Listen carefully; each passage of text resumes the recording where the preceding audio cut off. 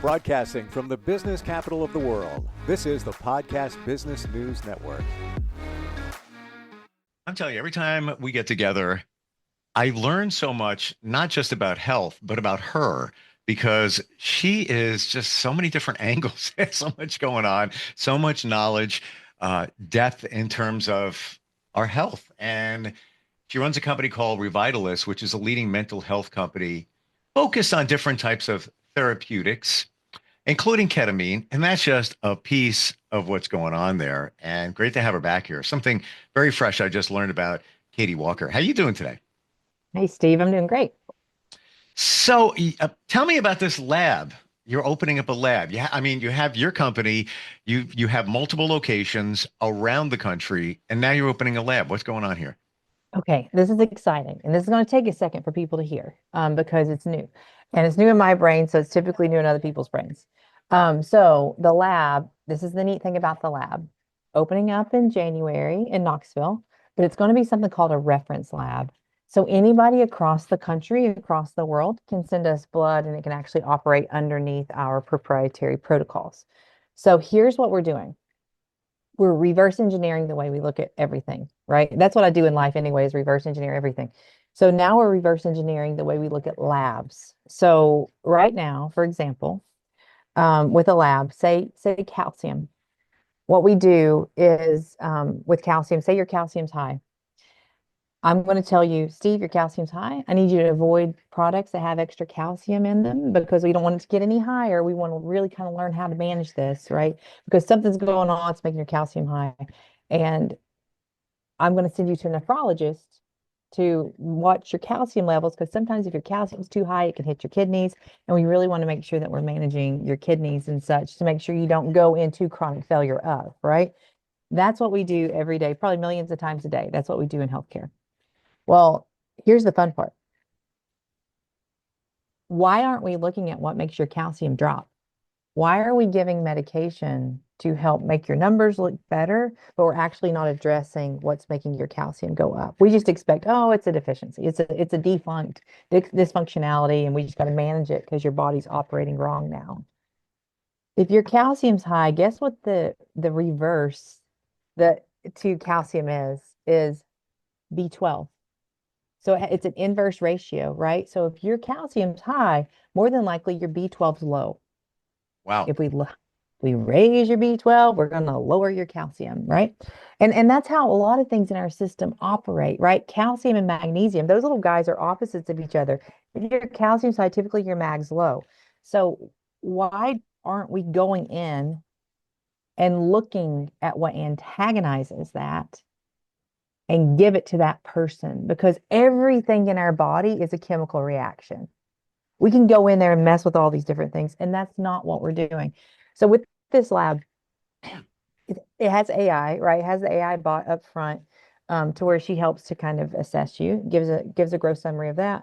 And then we're drawing blood. We have EEG.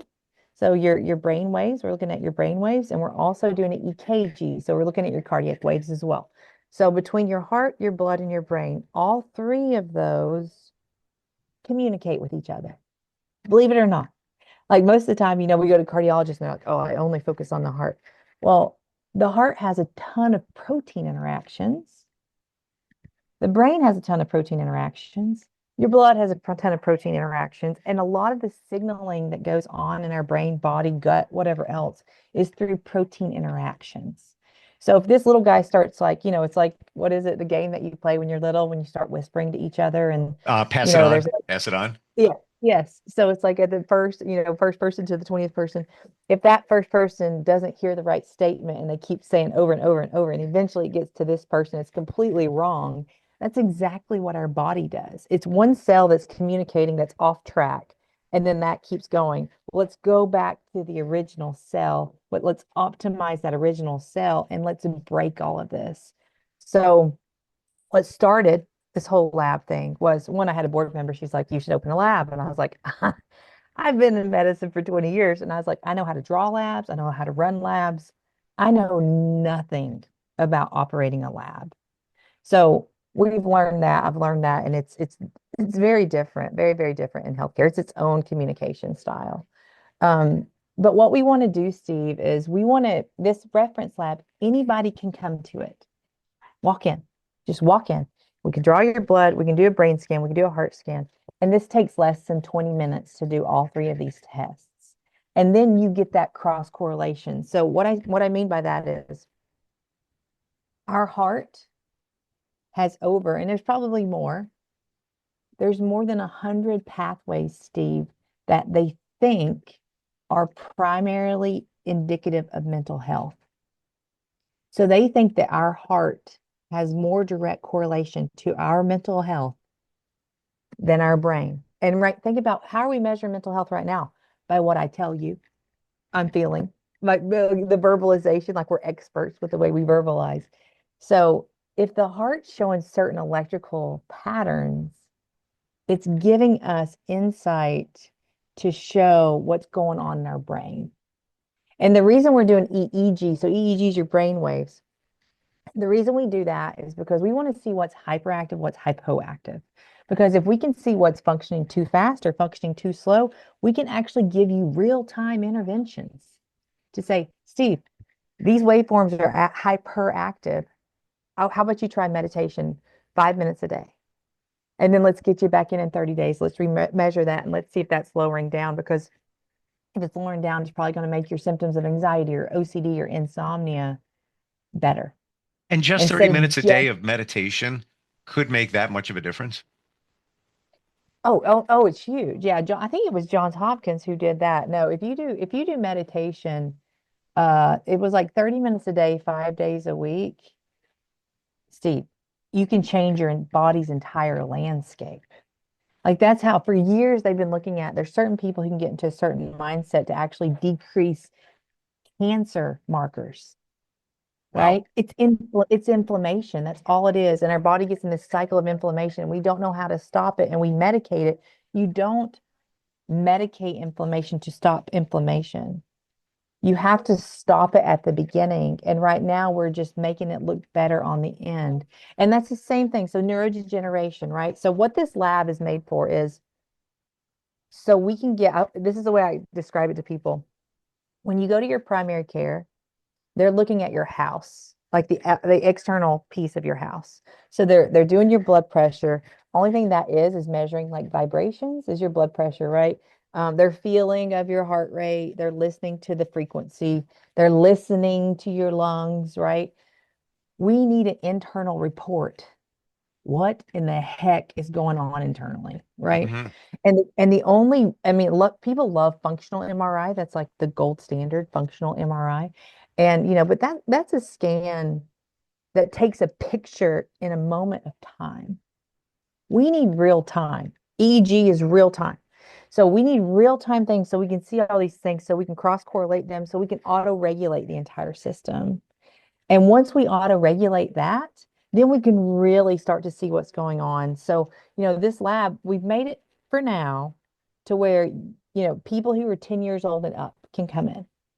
Because the other thing that drives me crazy, I don't know if you've noticed this with me, Steve, but if I'm sitting there watching something on TV and I see something's wrong, I'm like, oh, time to fix that. Like, no, we're not doing that. Like when I saw there was a 12-year-old actually in Tennessee at Vanderbilt, 12-year-old Steve, had a heart attack. Wow. 12 years old. What is that? What is it? Why do we have children that are dying on the playgrounds who have no pre-existing conditions? Why do we have people dying in their sleep? I don't know. Nobody knows right now. And it's gotten significantly worse since COVID. So with COVID, is COVID, I mean, do we all, and there was data that came out recently that said they think that we're all walking around with low levels of the virus in our system. Yes. So we're all walking around just in these just barely some inflammation processes. And if we're walking around with more inflammation than we had, we're going to have electrical issues. And it's probably a lot of electrical issues, right? So of the heart, the brain, the blood, and we've got to address that electrical problem that's going on. Wow. So that's what the lab, yeah. So I'm excited. I can't believe you're talking about this, because I would say I have evidence of what you're talking about. I've never had COVID, and I hung with a coworker a month and a half ago, And he had a condo on the beach. Come down, hang out. I'm like, yeah, sure, free stay, no problem. I go and he's coughing. I'm like, what's up? What's going on there? He goes, it's an allergy. Oh. And like right away, I'm like, beep, beep, beep, beep, beep. But I'm in. I'm hanging with him, so it is what it is. I come home and 4 days later, I have a fever. Had it for 4 days, went down with Tylenol, right? And I'm transparent. I can tell you anything. Um, After that, uh, I had acute laryngitis. I Mhm. went for labs, and my ferritin levels are like, that's an iron store, very, very high. And also, to your point of now, again, I took tests. I didn't do a PCR, but I went to urgent care. And then, of course, I did my own test. No COVID, no flu, nothing. I never get sick. I mean, it's been half my life since I had a fever, right? I have minor skin cancer, been dealing with that for years, just take care of it, whatever. It exasperated right after that. I have an Mhm. area right here that it just like, what the heck's going on? To me, too coincidental. There's something, virus connected and probably something I want to say maybe COVID connected. And the ferritin levels, they haven't figured out why they're high. But back in the day when COVID first started, ferritin was a marker for COVID. That's how they started realizing that, oh, wait, look at the correlation. So even the hematologist, after many labs, he's like, I don't see you're healthy. I don't see anything. These are just elevated. Give it some time, come back. Maybe we could do some imaging on your liver, blah, blah, blah. I feel fine. So to your point about COVID and low level just hanging out there, Mhm. I think so. I'm feeling it because I'm these different things, virus connected. I never had any issues. Like, again, the skin cancer thing, like out of nowhere, bam. Mhm. Like that doesn't happen. You know your body. That never happens. Yeah, I know it's connected to Yep. whatever I Yeah, no, had. you're right. And and here's the thing too, and I think this is the neat thing, like my degree with anesthesia is the only thing, and I guess where I worked in the ICU for a long time. Um, in medicine, we don't cross correlate things. We rely on each other's specialties, which is great. But unless like with anesthesia, like we had to learn everything, like every Yeah. organ, every age, all of it, right? All the dosing, all the things, for all these different things. And, you know, so when I sit down, I'm like, why are you not looking at the brain? Why are you not looking at the heart? Why are you not looking at the blood? Why are you not looking at all these things? The way a specialist looks at brain, blood, heart is like, if they're a cardiologist, they're going to say, I'm a cardiologist. I don't look at the brain waves. Hmm. Um, or they're going to look at blood and say, I only look at the cardiac identifiers, right? And if something's high, they're like, I don't know, like send them to the kidney doctor or the pulmonologist, lung doctor, or something like that. What we've got to get back into is seeing, even though we're specialized in the heart, we need to see the heart and how does it function with the brain, with the kidneys, with the gut. Yeah. And we've become so siloed in medicine that doesn't exist. Like there are no comprehensive specialists. Now, integrative medicine is great. They're trying to look at it from that level. A lot of alternative medicine, like naturopaths, they'll look at those things too. But really, that should be the core of medicine, and it's not. So Hmm. I'll get people who come in and they'll have nine specialists, and the nine specialists don't speak to each other. And the only commonality is that person. And it's like, so here's the person who's going to all these nine specialists, and they may be given all nine opinions.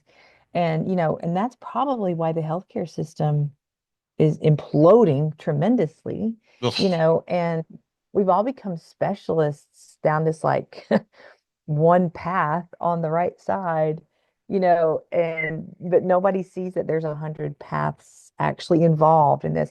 This is one. This is the body is one. It's not siloed compartments like we treat it. And that's what we've Interesting. got. It lives together, It's like, I don't know, what is it? What was that culture thing that came out a long time ago? Like in culture across, it was something with culture. But it was like we do need to within our body, we need to recognize all these guys and gals live together. Our kidneys are living with our gut, are living with all these things, and we need to respect all of them. None of them are more important than the other. The integration seems so reasonable coming from a non-medical professional, that there is a connection. If everybody commiserated, let's say you have this specialist, that one, that one, that one, that one. If they all connected, maybe they could help each other and realize, like, for example, what I was just describing. Coincidentally, I went to the cardiologist, had a follow-up appointment 6 months later, blah, blah, blah. And my triglycerides were a little high. So I'm like, I just want to mention, I saw that on the labs. Um, and I had this virus thing a couple of weeks ago, and I took the lab um, 6 days after I just had a fever. And I was pigging out big time. And I'm like, could it be a connect? He didn't even want to hear it.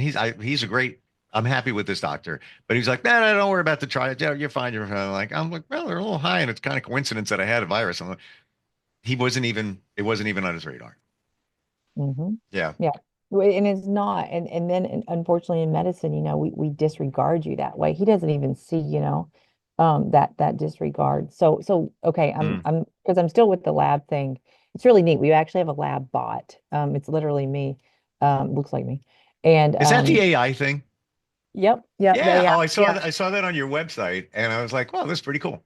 Oh, it's fascinating. And the guys who built her, she's they're all PhDs, MDs, worked at MIT's AI centers and such. And she does, gross analysis of everything and just really they did a really, really good job.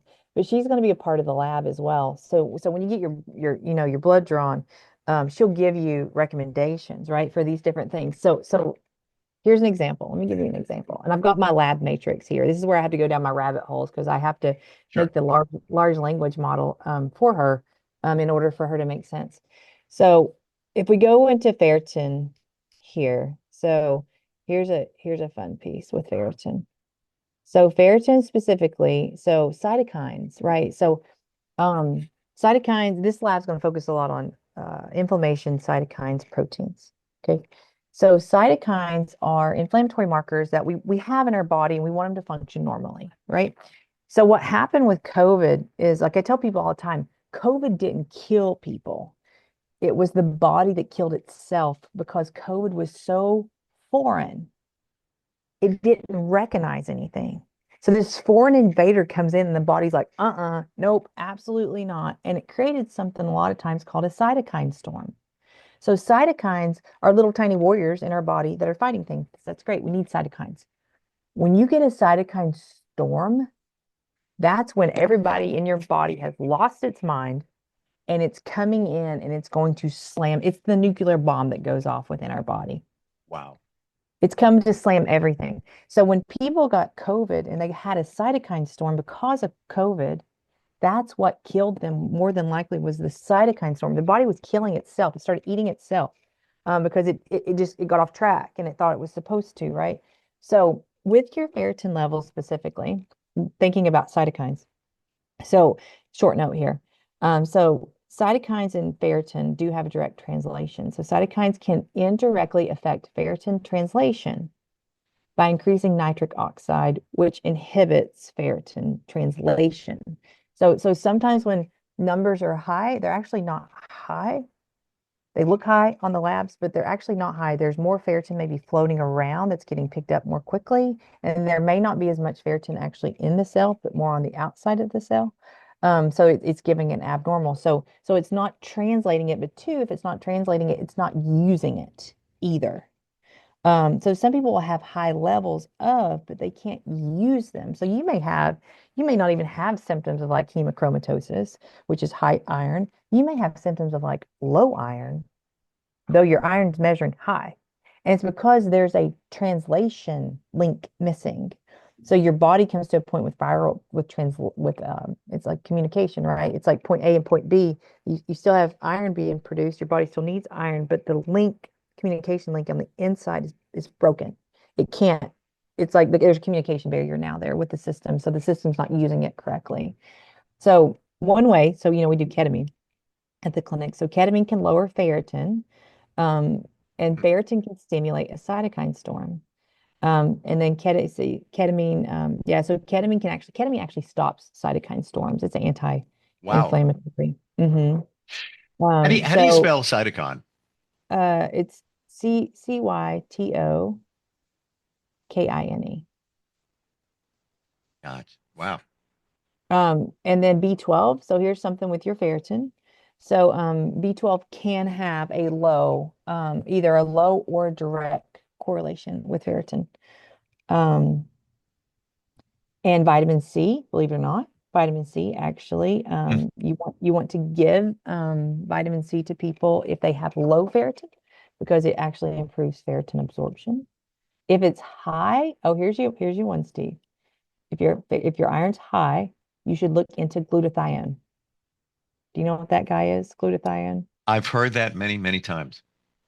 Yep. Okay, so here's your two recommendations. Glutathione and zinc. And zinc. Yep. You want to have those two things if they're high.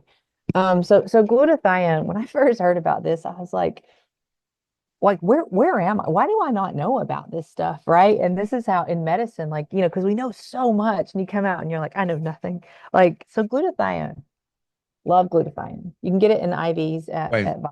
at vitamins. And you can take it different ways, but IV's the best. Glutathione is an antioxidant, much like vitamin C. It's very similar to vitamin C, but glutathione is stored in our liver and our lungs. And as we get older, our glutathione stores decrease. So when those glutathione stores decrease, we lose flexibility, like in our system, right? That's when we start getting like hypertension because we're losing that elasticity in our vessels. A lot of people who have like irritable bowel syndrome, gut issues, they typically have a low glutathione level in their body. But the really neat thing about glutathione, and I would wonder in your situation, they should probably check your liver too, just because liver has a lot of inclusive data when we're struggling with viruses. But glutathione, there's studies out there that glutathione can reverse liver damage. And iron has a lot, works with your liver a lot with different things like that. So Yeah.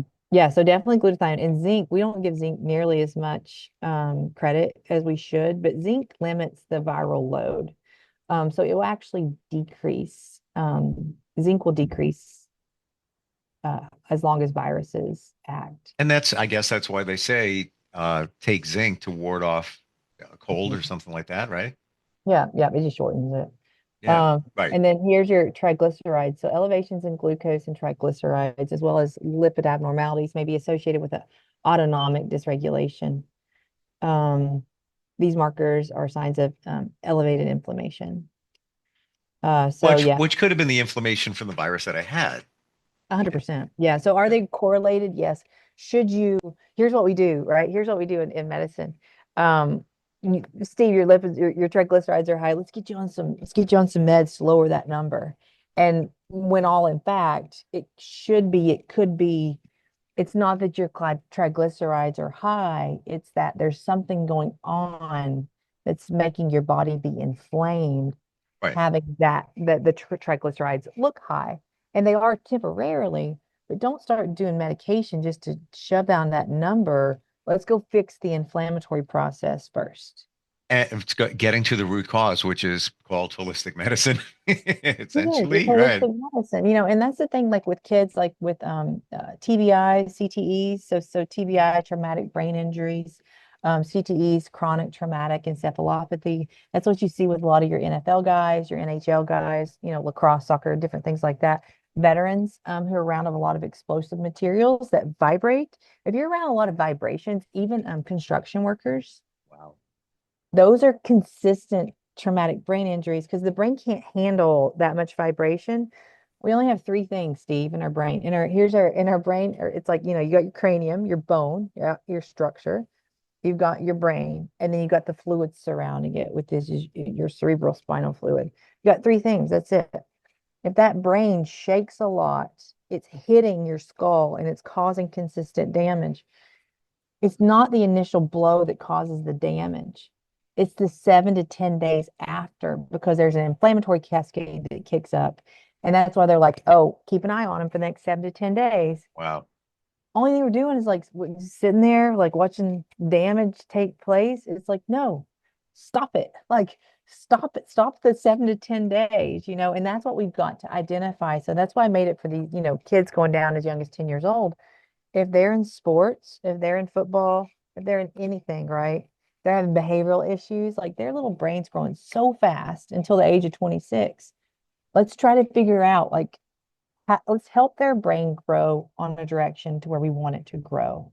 Let's not start medicating it and stopping its growth, which we do. And people are okay with giving 4-year-olds medications that are stopping their brain growth. And it's like, no, like let's put it on the right path and let it grow this way. Like, don't stop a 4-year-old's brain from growing.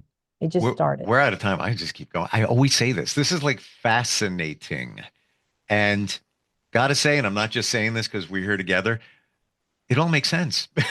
Everything you're saying makes sense. But like you said, the healthcare situation, quality of care, insurance, let's not go there, imploding. You wait. I'm disrupting that one too, Steve. That's on my to do there. Whatever you need, I'll help you.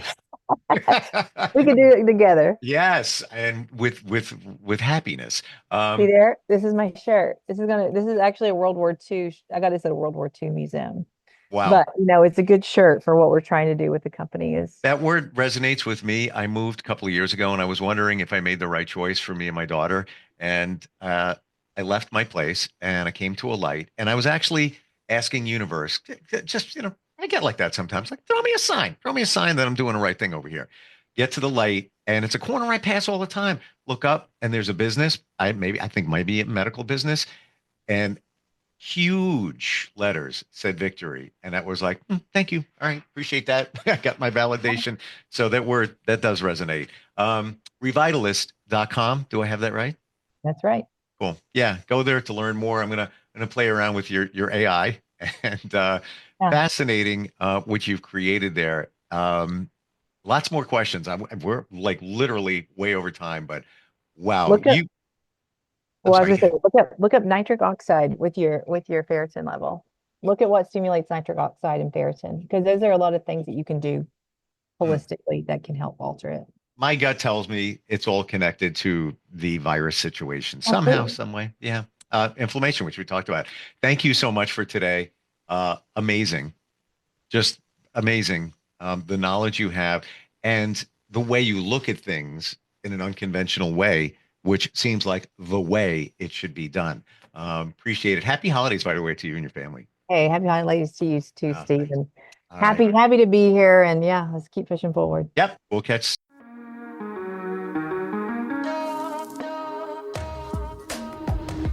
Broadcasting from the business capital of the world, this is the Podcast Business News Network.